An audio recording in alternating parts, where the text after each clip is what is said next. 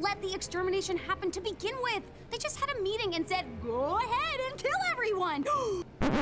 Yeah, that's sure something Charlie once said.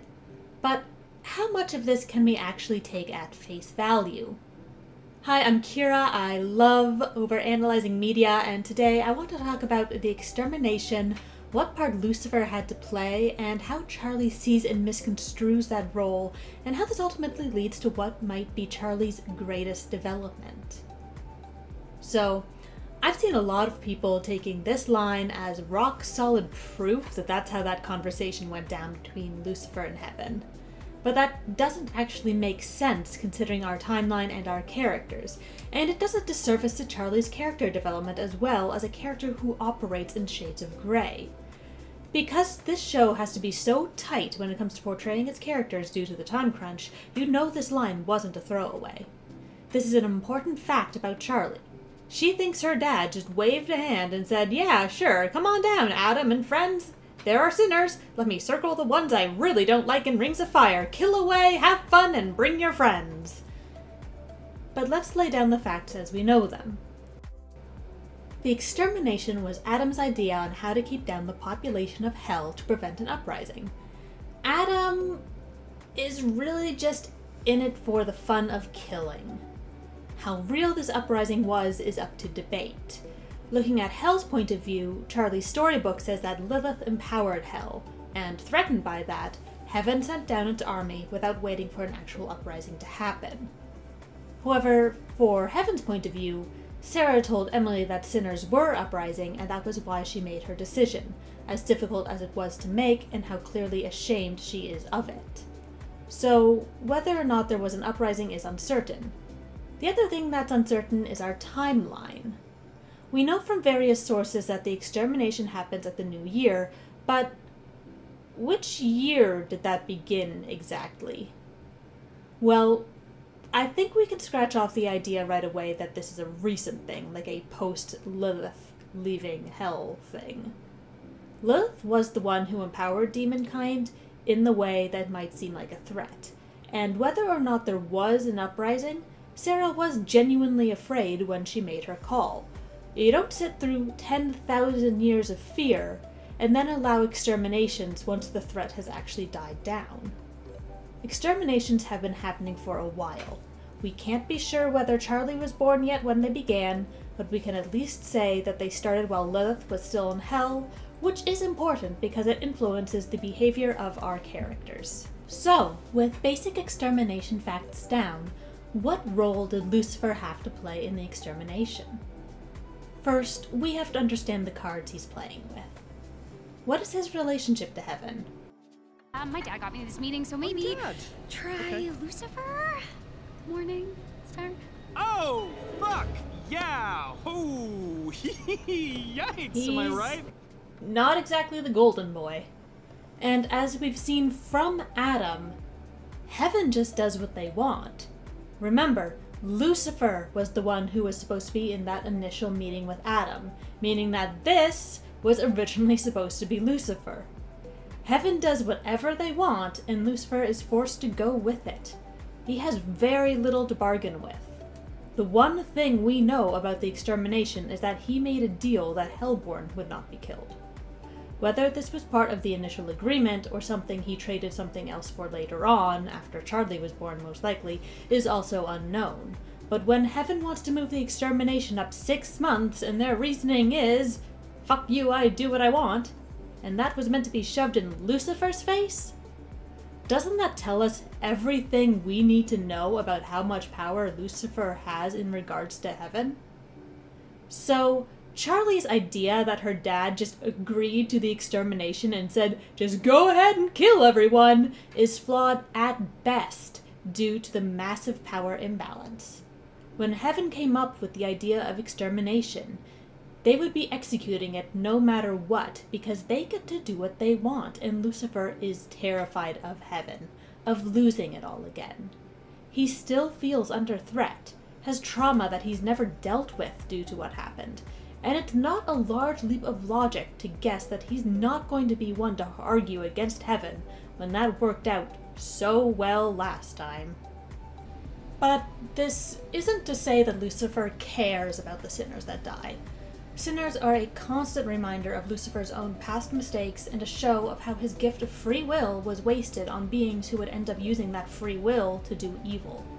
Our people, Charlie, are awful! They got gifted free will and look what they did with it! Everything's terrible! Now, although neither we nor heaven know what sends a soul to hell, we know that there are some, if not plenty, of people down there who have good in them, but it was outweighed by the bad they committed. Now, Charlie can see that shade of gray because inside every demon is a rainbow, right? But Lucifer, like heaven, only sees black and white. He interacts with his people so rarely that he can't even see anything but mistakes. It takes interacting with Charlie and meeting those at the hotel to convince him that his take on sinners is wrong. You've changed my mind. You've touched their hearts, found the good in souls gone bad. But up until then, Lucifer would not have felt pity for these souls. It does not mean, however, that he enthusiastically told heaven to just kill everyone. Because what else do we know about Lucifer? He loves Lilith. He still wears his wedding ring, a very purposeful design choice that shows his commitment to her. Lilith was in hell when the exterminations began. Knowing that Lilith is the ruler of hell that Lucifer just can't be, and loves the souls there in a way that he doesn't, would Lucifer have honestly just told heaven, "Go ahead and kill everyone that my beloved wife and co-ruler adores so much"? For me, that seems unlikely. The most obvious scenario is that heaven came down with the idea of extermination, knowing already that they were going to go through with it because Lucifer has no power over them, and they could just take more away from him if they wanted. And Lucifer agreed with the caveat that no hellborn be targeted. So, why does Charlie say this? He let the extermination happen to begin with. They just had a meeting and said, "Go ahead and kill everyone." There are two really solid reasons. The first is simple parental blame. Charlie has a bad relationship with her dad. Worse, she has a complicated one. From what we understand, she has a good relationship with her mother. Lucifer does not contact Charlie on the regular, they don't see each other often, and they've never really gotten to know each other post-Lucifer and Lilith splitting. Mental illness, like we know Lucifer is dealing with, can be a massive contributor to driving children apart from their parents, and it's especially damaging when Lilith seems to have had her act together, serving as a stark contrast to everything Lucifer was unable to deliver on. However, Lilith is now the parent most guilty of abandoning her child, for whatever reason. She has not contacted Charlie in Not that long, only 7 years off doing something important, I'm sure. But that doesn't mean Charlie is all of a sudden going to see her dad in a better light in comparison. Instead, because Lilith is good mom and Lucifer is bad dad, it's so much easier for Charlie to shift everything onto him, because otherwise she might have to admit fault in the parent she idolizes. Her mom is off doing something important, and dad is just dad who calls her when he's bored. We do this all the time as human beings, often with our parents when there's a divorce, how adults will 10 to 20 years later put all the blame for what happened on one parent or the other when it really was mutual destruction. But already as a kid, they hedged their bets in with one parent and suddenly everything the other did was wrong. And because Charlie loves her mom so much and isn't sure where she stands with her dad, misplacing that blame helps alleviate the hurt of Lilith disappearing. Everything becomes dad's fault. The second reason, and the one most interesting to me because it gives Charlie this wonderful flaw that she has to deal with and is the most relevant to the particular topic of Charlie's growth, is projection. Projection is when you take your own issues, your own problems, your own failures, and you project them onto others because it helps to alleviate the feeling of responsibility and blame. People who are dealing with a lot and are under a lot of stress will project not out of spite, but out of some desperate way to try to keep their emotions in check. So we cut to episode 5. Charlie is failing to rehabilitate sinners. She has a month left, she's completely lost, she feels like people are about to be killed due to her shortcomings, and is generally under a lot of stress. But subconsciously, it can help her cope if she takes the issue labeled extermination and slaps it on her dad. So now instead of her being responsible for people dying due to her shortcomings, it's now her dad's fault due to his shortcomings, whether that is a fair assessment of the situation or not.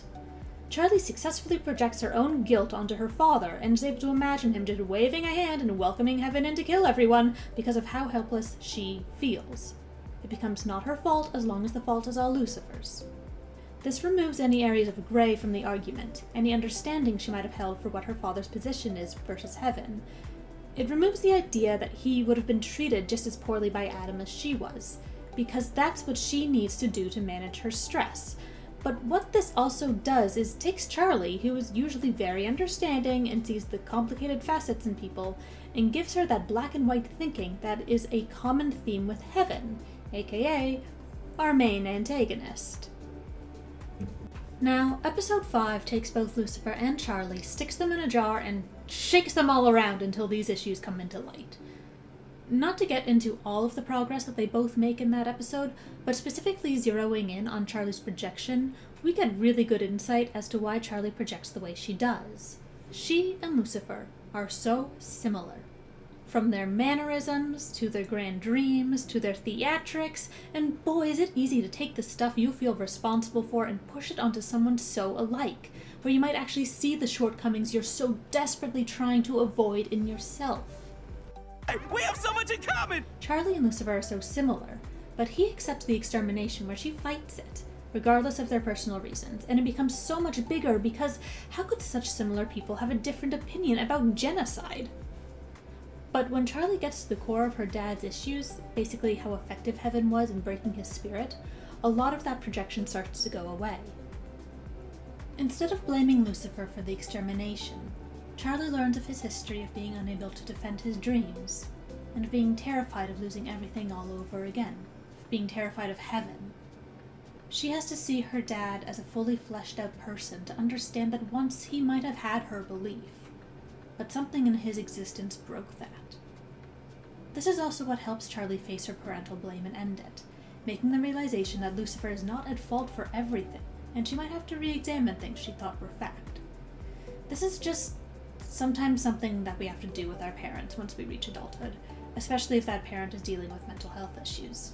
As adults, we're forced to realize that our parents, while they were responsible for caring for us and for attempting to not screw it up as much as they could, being responsible for another life is really hard and mistakes are going to be made, and the best and healthiest thing we can do later on is try to recontextualize, to take the knowledge and experience we have gained as adults and apply it to our parents. We'll see some things very differently at age 30 than we did at age 15. It's difficult, especially if you had a rough childhood for whatever reason, but parental blame honestly just ends up hurting you more in the end, even if it offers a temporary relief. When it comes to Charlie's projection, peeling away the label of responsible from her father when it comes to the exterminations is vital. Like I said earlier, we project when we're feeling overwhelmed and have the need to blame someone else. Taking that blame back is accepting responsibility. So Charlie accepting the fact that she's failing is what allows her to move forward, to recognize why she might be failing and how to overcome that. It's what allows Charlie to literally come into her throne. While for a long time she has been shown reluctant to accept the power of being Princess of Hell. Once she can accept her father, this leads to naturally accepting her position, and look what she does with that. She goes from this to this. From this to this. It's amazing what Charlie does when she accepts who she is. Princess of Hell and Lucifer's daughter, who can carry on his dreams because she still has the belief she can make things better. It's not only important that Charlie accepts her role, but it's such a wonderful little arc for her because, like I said earlier, Charlie is usually very understanding and willing to see shades of grey. How she viewed her father was in black and white, which flies in the face of who Charlie is and why this particular line actually stuck out to me so much. During episode 5, Charlie is able to stop viewing her father in that monochrome light and see all aspects of who he is. She can no longer project her own guilt onto him because he stops being a blank canvas that she can just thrust everything she doesn't want to deal with onto. Now, why is it so important that Charlie has this little mini arc with her father, where she is forced to accept that Lucifer's nuanced and cannot be labeled as simply good or bad? One, It's a good thing to show that Charlie has flaws that she needs to learn from. 2, because she is about to go up into heaven and try to convince the angels that souls are not black and white, and she does succeed a little when it comes to Emily. Because Charlie has had this experience now with her father, where she had to correct her own thinking, it's that much more believable that she can now go and try to show her belief in shades of grey to others. That's why that line about Lucifer allowing the extermination is so important. It specifically points out that Charlie has sticking points in her life where she isn't as understanding as she thinks and hopes she is. After what about me? Me says understanding. Misunderstanding. Wait. She's learning. And when we learn, we grow. Charlie realizing that she's placing blame where it doesn't belong, on Lucifer, and thinking of him doing terrible things without ever trying to consider the motives, the situation, the power imbalance, it's a very complicated and adult concept. But the show actually revels in dealing with those sorts of ideas, leading to an episode where we're not only learning how much Lucifer's mental health has messed up his relationship with Charlie, as well as many other aspects of his life, but also how Charlie needs to relearn who her father is so they can repair that relationship, and Charlie can take the experience she now has of throwing away a black and white mentality of a person so she can try to teach others to see the complications in a soul. She has to go on the journey herself before she can take others along. So, in the end, this line is actually very important to Charlie and how she grows from here for the rest of the season. And to take it at face value makes us just as culpable as Charlie is at overlooking all the factors that went into Lucifer and the start of exterminations. But props to Charlie, she is magnificent in this episode in acknowledging that she was creating a version of Lucifer in her mind that was a dartboard for her own problems. And it's only by allowing the true Lucifer back into her life that the two of them are able to grow and have the ability to come back together as father and daughter. Thanks for listening. Again, I'm Kira. I hope you're well wherever and whenever you are, and I will see you later. Bye. You can do this. Now I know it. For your story has just begun.